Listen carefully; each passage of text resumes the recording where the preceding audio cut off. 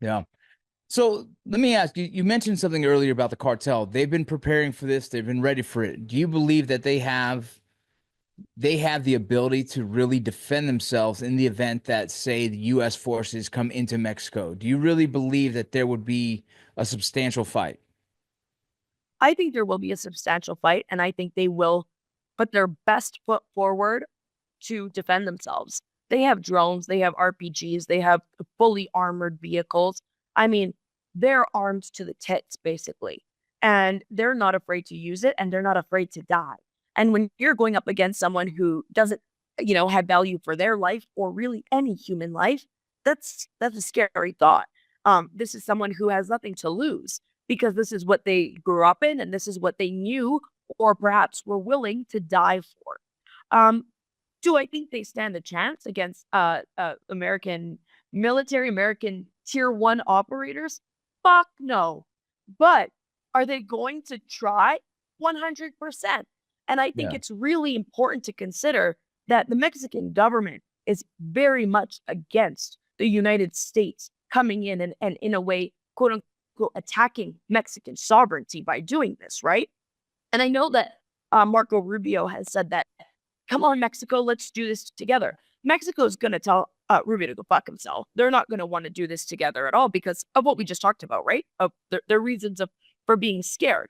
Now, let's think hypothetically, right? So if the cartels have the weaponry and the mentality to go up and fight this fight, if we see a standoff where you have on one side American tier one operators and on the other side the cartel, let's picture the Mexican military or the National Guard coming in. Which side, Vincent, do you think the Mexicans are going to take if they have made it very clear that they want to protect their sovereignty? They're going to go up right up against behind the cartels. They're not going to go and dap up the fucking tier one operators from the US. No, because at this point, it's not about uh, ending the cartels. It's about Mexican sovereignty, and it's in their constitution, and it's a very nationalistic country. I mean, Americans should understand that, Yeah. and I understand it, but at the same time, I think that it's important for whatever action that's going to be taken once these FTOs are faced with tier one operators with the United States, with the Mexicans, is that they need to understand that the Mexican military is not going to be on their side. They're not going to go on the American side. And this goes back into history, right? Like in years past, where California, Arizona, New Mexico, this was Mexico. And so what is Mexico going to do? Protect their sovereignty, their national autonomy. Whether that means that they have to, in a way, stand up for the bad guy. And that's an interesting thought. Yeah, I don't know. I mean, you know that probably better than I do. I guess my big concern would be if there would ever be any spillover into America, then that's a whole new threat for us and something to think about. I think Um, there will be.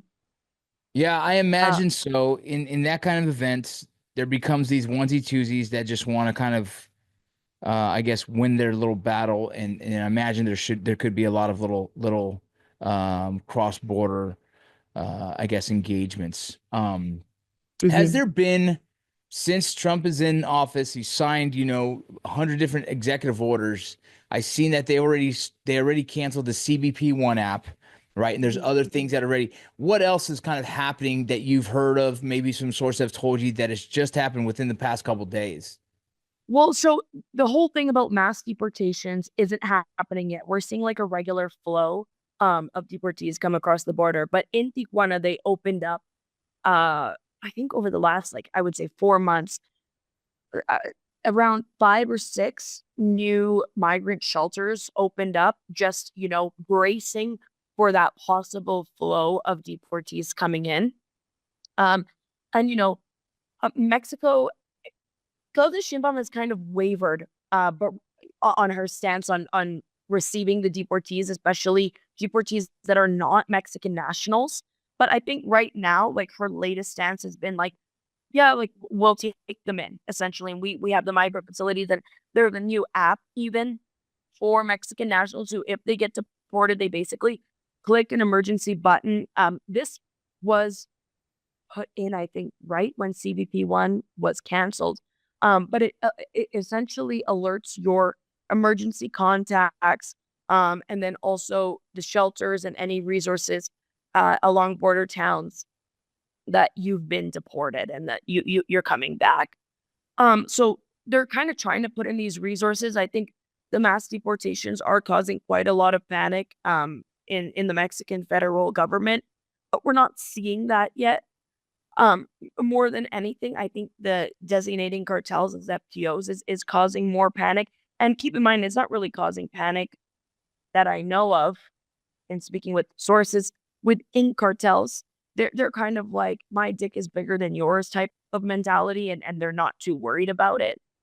But looking at, the border relations, I think something that's going to start to worry people is once these deportations, if they start to ramp up, um, not Mexican nationals being deported, but perhaps Venezuelan nationals that are part of Tren de Aragua. I think that there's a lack of preparation for really violent criminals who are not from Mexico coming into Mexico, because these are individuals who have been in the United States for quite some time now. They've gotten used to a certain amount of money over there, a certain amount of, I would say, even power in within their criminal organization. And throwing those guys across the border into a place like Tijuana is just going to be a recipe for disaster. And it's something that I think Mexicans haven't really seen before.